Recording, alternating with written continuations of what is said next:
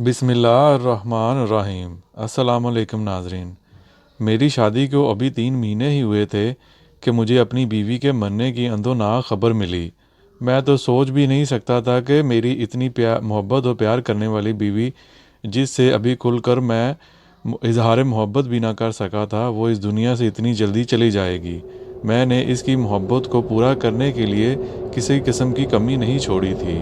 जैसा वो चाहती थी मैंने वैसा ही किया, पर ज़िंदगी ने इतना बड़ा सितम मुझ पर कर दिया कि मेरी बीवी बड़ी जवानी में मुझे छोड़कर चली गई। लेकिन बीवी के मरने के बाद ही असल कहानी शुरू हुई, जिसने मुझे ना सिर्फ झंझोड़ कर रख दिया बल्कि बहुत सारे रिश्तों की पहचान भी करवा दी। जैसे ही मेरी बीवी के मरने की खबर फैली तो बीवी के मेके वाले हमारे घर आ गए। इसकी माँ मुझे लान तान करने लगी, कहने लगी कि तूने हमारी बेटी को मारा है। वो शादी करते हुए तो बहुत खुश थी। इसने हमसे कहा था कि अब इस घर से इसका जनाजा ही निकलेगा, पर तूने सच में इसका जनाजा वही निकाल दिया गया। तुझे ज़रा भी शर्म नहीं आई तो तूने हमारी बेटी पर बहुत जुल्म किए होंगे। वो बेचारी बोली नहीं, इसलिए घुट घुट कर मर गई। अब मैं इन्हें क्या समझाता। मैं तो अपनी बीवी से अभी तक कोई ताल्लुक़ कायम नहीं कर सका था। मैं इस पर क्या जुल्म करता। अभी तो हम दोनों का रिश्ता बहुत ही ज़्यादा तकल्लुफ़ वाला था। मैं चाह कर भी इसके करीब नहीं हो सका था। वो इस कदर शर्माती लचाती थी।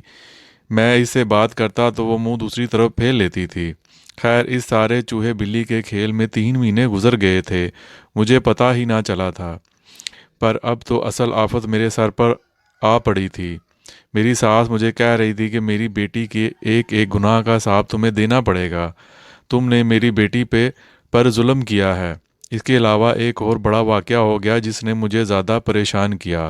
बीवी के मेके वाले कह रहे थे कि हम मैयत को अपने घर लेकर जाएंगे और अपने आबाई कब्रिस्तान में दफन करेंगे, जबकि मेरे घर वाले कह रहे थे चूँकि अब वो हमारी ज़िम्मेदारी थी इसलिए इसे दफनाया भी यहीं पर जाएगा। लेकिन बीवी के मेके में एक आदमी बहुत ज़्यादा ज़िद कर रहा था कि किसी सूरत भी हम अपनी बेटी को यहाँ दफन नहीं होने देंगे।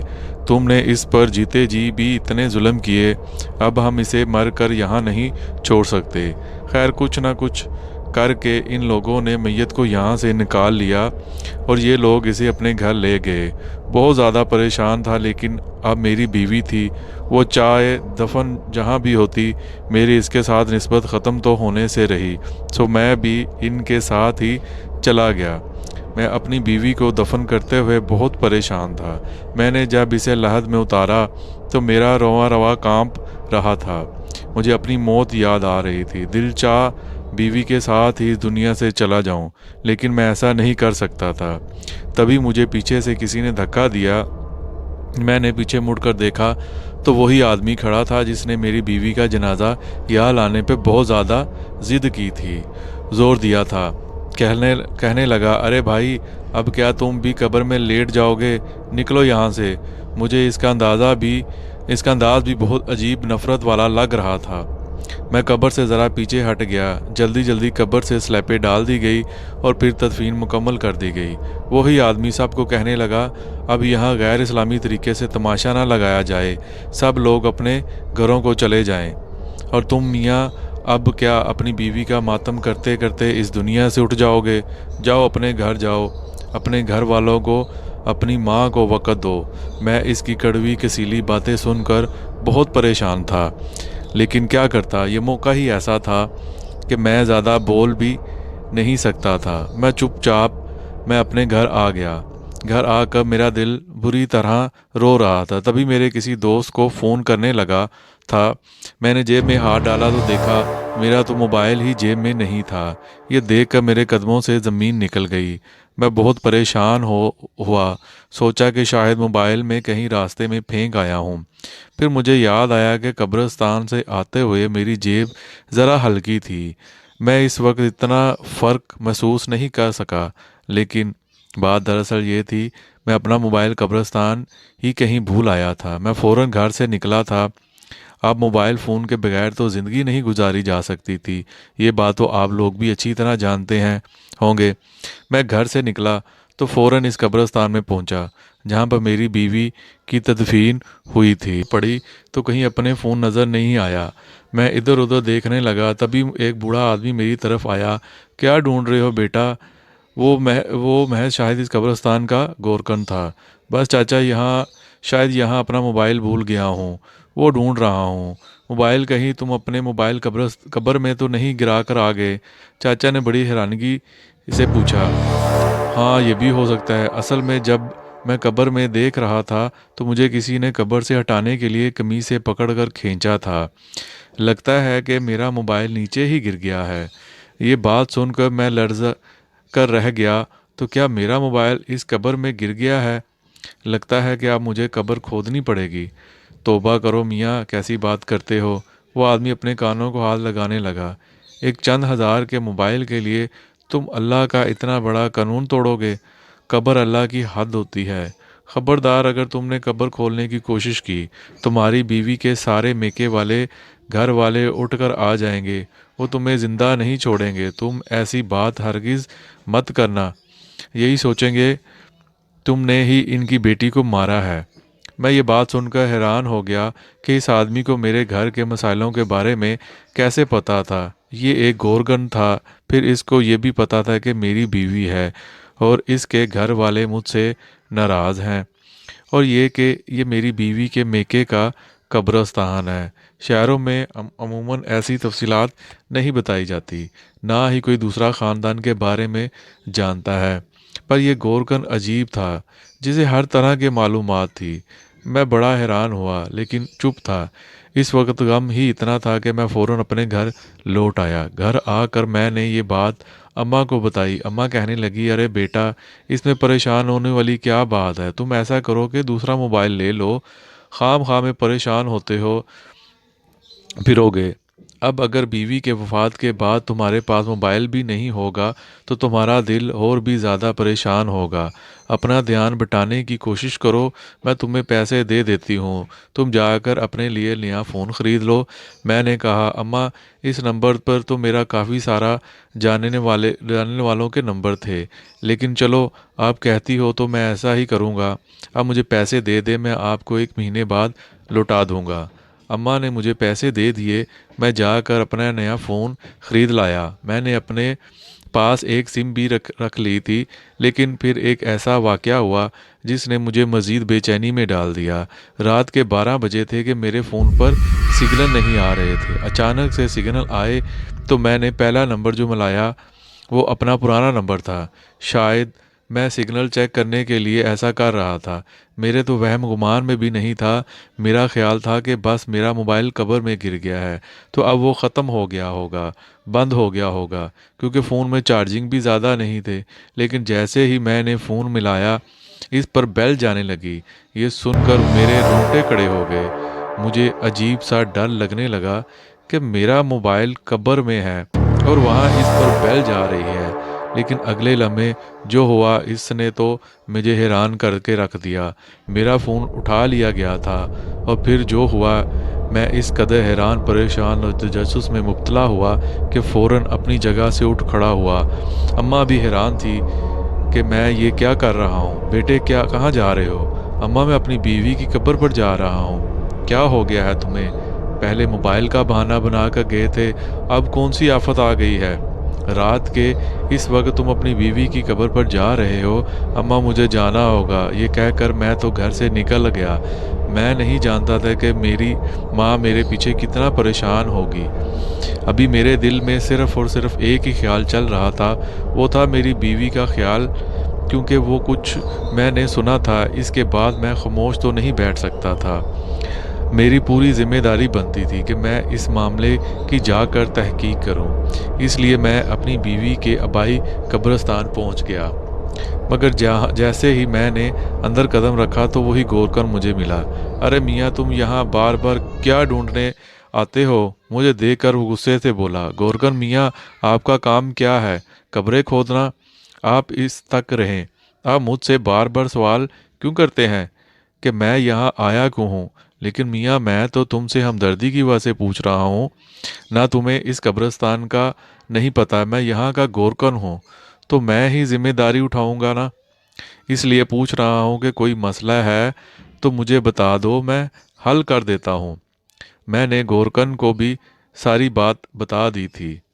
یہ سنتے ہی اس کے چہرے پر ایک رنگ آیا اور ایک رنگ اس اچھے معاملے کے بارے میں کچھ نہیں جانتا تھا بیٹا، لیکن ایک بات ضرور کہوں گا کہ اس کا تعلق تمہاری بیوی سے ہے، تمہاری بیوی کی قبر سے نہیں، اور تم اپنی بیوی کے گھر والوں سے جا کر اس بات کا پتہ معلوم کرو، تمہیں خود ہی سمجھ آ جائے گا۔ میں کچھ بولوں گا تو وہ خیانت ہو جائے گی، اس لیے میں خود کو گناہ گار نہیں کرنا چاہتا۔ تم جا کر معلوم کرو، عقل مند کے لیے اشارہ ہی کافی ہوتا ہے۔ میں گورکن کی بات سن کر سمجھ گیا تھا وہ مجھے پوری بات نہیں بتانا چاہتا تھا، شاید اس نے میری بیوی کے گھر والوں سے کوئی رقم وصول کی ہوگی یا کوئی اور وجہ ہوگی جس کی وجہ سے وہ پوری بات مجھے نہیں بتا پا رہا تھا۔ میں اپنی بیوی کے قبرستان سے ہو کر اس کے گھر پہنچا، لیکن میں نے گھر کے دروازے پر دستک نہیں دی، بلکہ یوں ہی گھر میں داخل ہو گیا۔ میں نے دیکھا وہ سب لوگ ایک کمرے میں بیٹھے باتیں کر رہے تھے۔ گھر کا باہر والا حصہ بالکل خالی تھا، وہاں کوئی بھی نہیں تھا، اس لیے میں چلتا ہوا اس کمرے کے قریب پہنچ گیا جہاں بیٹھ کر وہ لوگ باتیں کر رہے تھے۔ میں نے دیکھا ان سب کے چہرے پر بے پناہ غصہ تھا، لگتا تھا جیسے کہ وہ ابھی اٹھ کر مجھے مارنا شروع کر دیں گے۔ وہ بات کر رہے تھے میری بیوی ہی کے بارے میں، لیکن سمجھ نہیں آ رہا تھا وہ میری بیوی پر غصہ کیوں کر رہے ہیں۔ تبھی میرا ہاتھ ایک پیالی پر لگا، وہ پیالی گر کر ٹوٹ پڑی تو سب لوگوں کی توجہ میری اوپر آ گئی۔ وہ لوگ مجھے یوں دیکھنے لگے جیسے میں نے اس گھر میں چوری کر لی ہو۔ بیٹا تم یہاں کیسے اور کب آئے تھے؟ میری ساس نے مجھ سے پوچھا۔ اماں جی میں آپ کو ایک بات بتانے کے لیے آیا ہوں۔ میں نے اپنی ساس کی طرف امید بھری نظر ڈالی۔ ہاں بیٹا آؤ آؤ، ہمیں تمہارا انتظار تھا۔ میرا انتظار؟ مگر وہ کیوں؟ میں نے اپنی ساس سے پوچھا۔ بیٹا حالات ہی کچھ ایسے ہیں کہ کیا کریں، تمہیں تو پتہ ہے کہ ہم ایک معمولی سے خاندان سے تعلق رکھتے ہیں۔ میرا بھانجا کل سے گھر نہیں آ رہا، وہ ایسا غائب ہوا ہے کہ میری بہن بہت پریشان ہو گئی ہے، کہتی ہے کہ اپنے داماد سے کہہ کر میرے بھانجوں کو کہیں سے ڈھونڈ دو ورنہ میں مر جاؤں گی۔ میرا ایک ہی جوان بیٹا تھا، اگر وہ بھی نہ رہا تو میں کیا کروں گی؟ تم جانتے ہو نا کہ کئی عرصے سے ہمارے ان کے ساتھ ناراضگی چل رہی ہے، لیکن اب اس موقع پر ہم دونوں خاندان ایک دوسرے کے بے حد قریب ہو گئے ہیں۔ میں یہ سن کر اپنے غم بھول گیا۔ اچھا ماں جی میں آپ کا کام کیا کر دوں؟ لیکن میں آپ کو اپنا مسئلہ بتانے آیا تھا۔ بیٹا مسئلہ تو چلتے ہی رہتے ہیں، میری ساس نے میری بات کو یکسر نظر انداز کر دیا تھا، لیکن تم پہلے میرا کام کر دو، اس کے بعد تم جو کہو گے میں وہی کروں گی۔ میں نے اپنی ساس سے بحث کرنا مناسب نہیں سمجھا، وہاں سے ایک اور ذمہ داری لے کے واپس اپنے گھر آ گیا تھا۔ میں اپنی بیوی کی قبر کھولنا چاہتا تھا کہ میں اس کی قبر کھول کر اپنی تسلی کروں ایک بار، کیونکہ جو کچھ میں نے سنا تھا وہ جانتا تھا۔ اس کے بعد میرا دل بہت عجیب سا ہو گیا تھا۔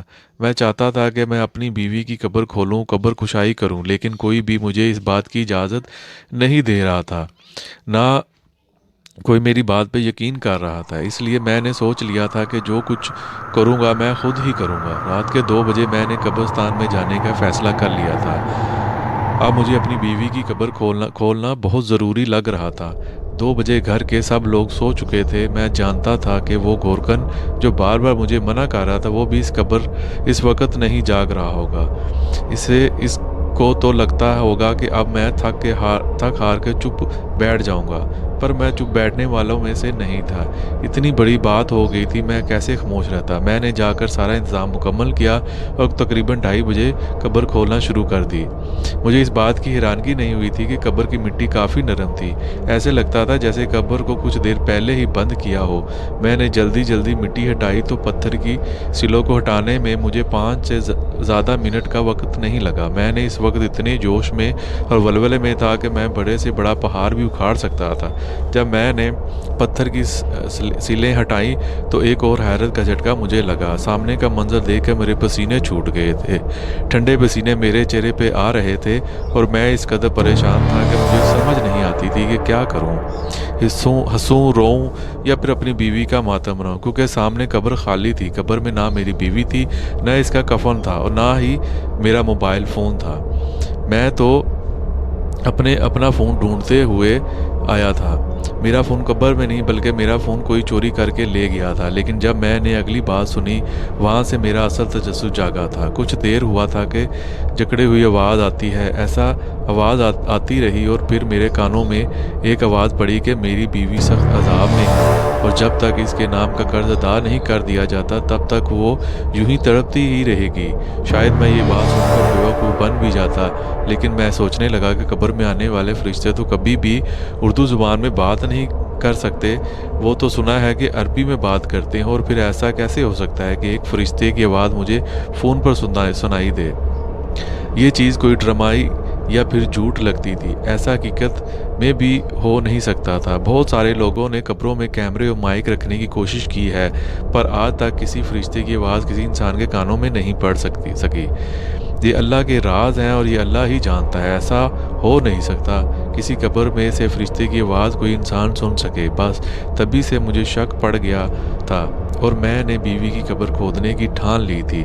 پھر جب میں نے قبر کھود دی، وہاں پر مجھے کچھ بھی نہیں ملا۔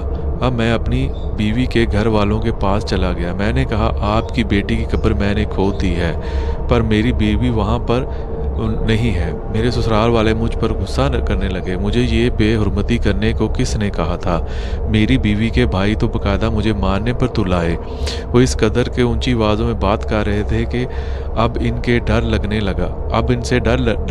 لگا۔ میں نے کہا کہ آپ کو یہ بات نہیں کہنا چاہیے، میں تو کبھی بھی اپنی بیوی کے لیے برا سوچ ہی نہیں سکتا تھا، اور یہ بات ان لوگوں کو کون سمجھائے؟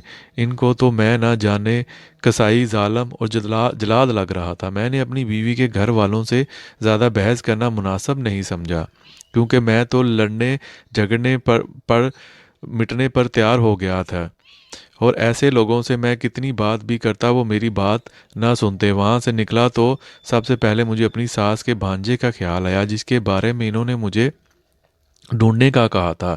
باقی سب کام چھوڑ کر اب میں بھی اسے ہی ڈھونڈنا چاہتا تھا، کیونکہ مجھے اپنی بیوی کے اس کزن پر بہت زیادہ شک تھا۔ وہ بھی گھر سے اس دن غائب ہوا تھا جس دن میری بیوی فوت ہو گئی تھی۔ خیر، میں پوچھتا وہاں کے اکلوتے بس اڈے پہ پہنچا۔ وہاں جا کر میں نے اپنی ساس کے بھانجے کے بارے میں بتایا۔ مجھے وہاں کہیں ایک لوکل آدمی نے یہ معلومات دی کہ وہ صبح ہی ڈسکے کے لیے نکلا ہے۔ یہ بات میرے لیے زیادہ حیران کن نہیں تھی۔ میں اس کا پتہ ڈھونڈتے اس تک کیسے پہنچا، یہ ایک الگ کہانی ہے، پر وہ ایک چھوٹی سی تنگ گلی میں کرائے کے مکان میں رہتا تھا، اور آج اسے ڈھونڈتے ہوئے مجھے ایک ہفتہ ہو چکا تھا۔ ہفتے کے بعد جب میں اس تنگ گلی میں اس کے گھر کے دروازے پر دستک دینے کے لیے گیا تو میرے دل میں تمام سوالوں کے جواب پہلے سے موجود تھے، اور کچھ سوال میرے ذہن میں اٹھ بھی رہے تھے۔ میں وہ سب اس سے پوچھنا چاہتا تھا۔ جیسے ہی دروازہ کھلا میں نے دیکھا کہ سامنے کوئی اور نہیں بلکہ میری اپنی بیوی کھڑی ہے۔ میں تو کسی اور کو ڈھونڈنے یہاں آیا تھا۔ مجھے دیکھتے ہی اس کے چہرے کا ایک رنگ آیا اور ایک گزر گیا۔ وہ بڑی مشکل سے اپنی جان بچا کر پیچھے بھاگنے لگی۔ میں نے اسے بازو سے پکڑا اور گھسیٹنا شروع کر دیا۔ وہ چلنے لگی اور شاید مجھے گلی والوں کے سامنے ایک گنڈا ظاہر کرنا چاہتی تھی۔ میں نے سب کو چپ کروا دیا کہ یہ میری بیوی ہے اور میں اسے ایسا یہاں چھوڑ کر نہیں جا سکتا۔ سب لوگ بہت حیران تھے۔ میری بیوی کے چہرے پہ بہت پشیمانی تھی۔ میں نے اسے لا کر گاڑی میں پھینکا اور اسے پوچھا کہ تم یہاں پر کیوں ہو؟ تم تو مر گئی تھی۔ وہ رونے لگی۔ خدا کے لیے مجھے معاف کر دیں، خدا کا نام مت لو، تم تو اس کو ناراض کر کے یہ راستہ اختیار کیا ہے۔ اب بتاؤ کہ تمہیں سزا کیا دوں؟ میری بیوی مجھ سے ہاتھ جوڑ کر معافی مانگنے لگی کہ پہلے ایک بار آپ میری بات سن لیں، پھر میں آپ کو سب کچھ سچ سچ بتا دوں گی۔ اگر تب بھی آپ کو یقین نہ آئے تو آپ جو کہیں گے میں وہی کروں گی۔ میری بیوی نے جب اپنی کہانی سنانا شروع کی تو میں بھی چپ ہو گیا۔ اب میں اسے کیا کہتا، کیا سزا دیتا۔ اس نے بتایا کہ وہ جب سے بڑی ہوئی ہے اس کے گھر میں اس کے خاندان والوں کا آنا جانا لگا رہتا تھا۔ اس کا ایک کزن جو اس کی خالہ کا بیٹا تھا اکثر ان کے گھر آتا جاتا رہتا تھا۔ نذیر کے ساتھ بے تکلفی بڑھی تو ایک دن نذیر نے اسے گھر کا کہا وہ اسے ماڈلنگ کروانے کے لیے دوسرے شہر لے جائے گا۔ وہ خوب پیسہ کمائے گی، مشہور ہو جائے گی اور گھر کی غربت ختم کر دے گی۔ وہ بھی اس کی باتوں میں آ گئی، پھر اس کے ساتھ چل پڑی۔ دوسرے شہر جا کر اس نے اپنی ہوس کا نشانہ بنایا اور ساتھ ہی اس کی تصویریں بھی بنائی۔ جب میری اتنی ساری تصویریں بن گئی تو وہ بیچاری مجبور ہو گئی اور اس کی باتیں ماننے لگی تھیں۔ یہ بات اس کی ماں کو پتہ چلی۔ ماں نے اس کی شادی مجھ سے کر دی۔ اس پر اس بھانجے نے تو اس کا پیچھا نہیں چھوڑا تھا، سو وہ کبھی اس کے سسرال آتا تو کبھی کچھ کرتا۔ ساتھ ہی اس نے سختی سے منع کر رکھا تھا اپنے شوہر کے پاس نہیں جاتا۔ ابھی میری بیوی 2 حصوں میں بٹ چکی تھی۔ وہ اس شخص کی باتیں بھی مانتی اور میرے گھر میں خوش خوش رہتی بھی تھی۔ اپنا غم وہ کسی پر ظاہر نہ ہونے دیتی۔ پھر ایک دن اس کی خالہ زاد نے ایک انوکھی فرمائش کر دی کہ تم مرنے کا ناٹک کرو، اس کے بعد میں تمہیں یہاں سے لے کر جاؤں گا، تم میری بیوی بن کر رہو گی۔ اس بیوقوف کو اتنا بھی نہیں پتا تھا کہ ایک شخص کے نکاح میں ہوتے ہوئے دوسرا نکاح نہیں ہو سکتا۔ میری بیوی نے اس کے کہنے کے مطابق ناٹک کیا۔ خدا جانے یہ ناٹک اس نے اتنی کامیابی سے کیسے کیا، پر جیسے ہی میری بیوی کے مرنے کا اعلان ہوا تھا اس کے میکے سے سب لوگ میرے گھر آ گئے تھے، اور شاید اسے دفنانے میں جلدی کرنے کی بھی یہی وجہ تھی۔ وہ آدمی اس سب کے پیچھے کھڑا تھا۔ اس نے سبھی کو پیسے جو کھلائے ہوں گے، اب میری بیوی کو پیسہ کمانے کا ذریعہ بنا چکا تھا اور اس پر بے انتہا ظلم بھی کیا کرتا تھا۔ میری بیوی اپنے خاندان والوں، مجھ سے اور سب لوگوں سے نظر ملانے کے قابل نہ رہی تھی، اس لیے وہ اس کی باتیں مانتی چلی گئی اور دلدل میں پھنستی گئی۔ اب اس کی زندگی جانوروں سے بھی بدترین ہو چکی تھی۔ میں نے اپنی بیوی کی سچائی جان کر اسے دھتکارنے کی بجائے اسے حوصلہ دیا اور کہا کہ تم اس برائی سے ڈرنے کے لیے تیار ہو تو میں بھی تمہارے ساتھ کھڑا ہوں، چاہے تمہاری کتنی ہی تصویریں پوری دنیا کیوں نہ دیکھ لے، لیکن اب تم اس کے ہاتھوں یرغمال نہیں بننا۔ اب میں اس آدمی کو خود بھی دیکھوں گا کہ یہ قانون کی گرفت سے کیسے بچ سکتا ہے۔ میں اپنے تعلقات استعمال کر کے اس شخص کو کیفر کردار تک پہنچانے کا ارادہ کر چکا تھا۔ تبھی میں نے اپنی بیوی کا ساتھ نہیں چھوڑا، کیونکہ جو لوگ اپنی بیوی کو اس لمحات میں اکیلا چھوڑ دیتے ہیں بذات خود مرد کہلانے کے قابل نہیں ہوتے۔ ناظرین اگر آپ کو آج کی ہماری یہ ویڈیو پسند آئی ہے تو ویڈیو کو لائک کر دیں، دوستوں میں شیئر کر دیں اور ہمارے چینل کو سبسکرائب کر دیں اور ساتھ لگے بیل آئیکن کو پریس کر دیں۔ اب ہم آپ سے اجازت چاہتے ہیں۔ اللہ حافظ۔